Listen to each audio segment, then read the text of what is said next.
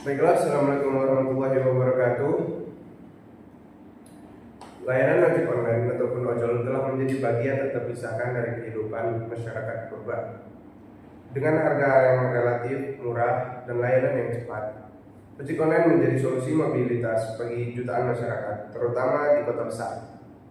Namun muncul perdebatan saat pemerintah menaikkan tarif batas bawah ojol dengan dalih meningkatkan kesejahteraan pengemudi. Masalahnya, keputusan ini diambil tanpa studi mendalam mengenai kemampuan bayar masyarakat dan dampaknya pada permintaan pasar. Kebijakan ini mengundang perdebatan karena menyentuh dua kepentingan besar, yaitu kesejahteraan pengemudi dan juga aksesibilitas konsumen. Kemudian, adapun rencana kebijakan tarif dan landasan logisnya, yaitu pada pertengahan 2022, Kementerian Perhubungan mengusulkan kenaikan tarif dari 2.200 km menjadi 3.100 km. Tarif ini diharapkan mampu menambah penghasilan pengemudi yang selama ini mengeluh tentang beban operasional tinggi, BBM, perawatan, hingga cicilan kendaraan. Namun, dalam konteks ekonomi mikro, kenaikan harga pada produk ataupun jasa elastis seperti transportasi dapat menyebabkan penurunan permintaan yang signifikan. Hal ini menjadi dasar peringatan bagi banyak ekonomi agar kebijakan ini dipertimbangkan ulang dengan pendekatan berbasis data dan analisis ekonomi. Survei respon konsumen. Research Institute of Social Economic Development menunjukkan bahwa 71,12% konsumen tidak setuju dengan tarif 3,100 km. Sebagai besar konsumen berharap tarif tetap di kisaran 2.500 sampai 2.700 km.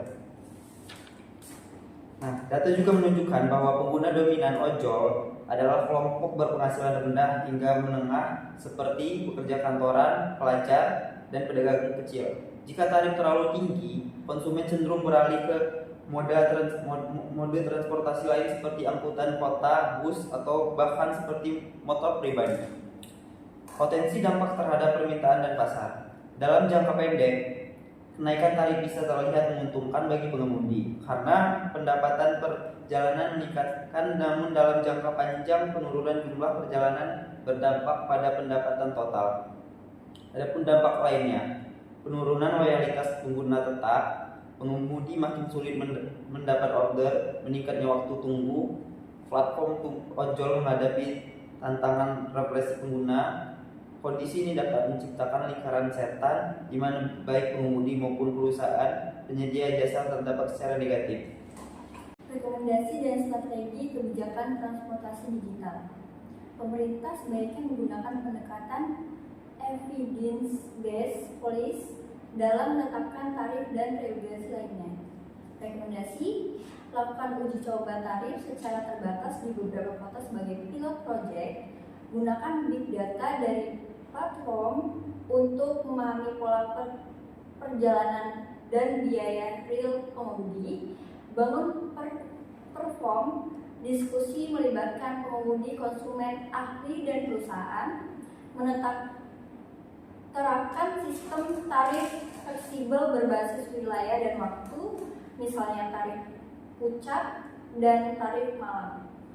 Evaluasi rutin dan audit dampak setiap perubahan kebijakan.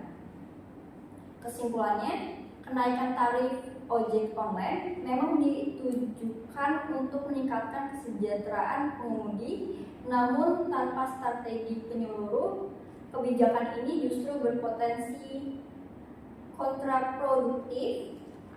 Permintaan bisa menurunkan drastis, konsumen kehilangan akses layanan, dan pengemudi kembali dirugikan. Kebijakan yang berhasil harus mempertimbangkan keseimbangan kepentingan seluruh pihak, kekuatan data lapangan, dan skema insentif kreatif yang tidak selalu melibatkan tarif. Analisis perilaku konsumen dan elastisitas harga. Dalam ilmu ekonomi, layanan transportasi termasuk dalam kategori barang dengan elastisitas harga tinggi. Artinya, perubahan harga yang kecil saja bisa mempengaruhi jumlah permintaan secara besar.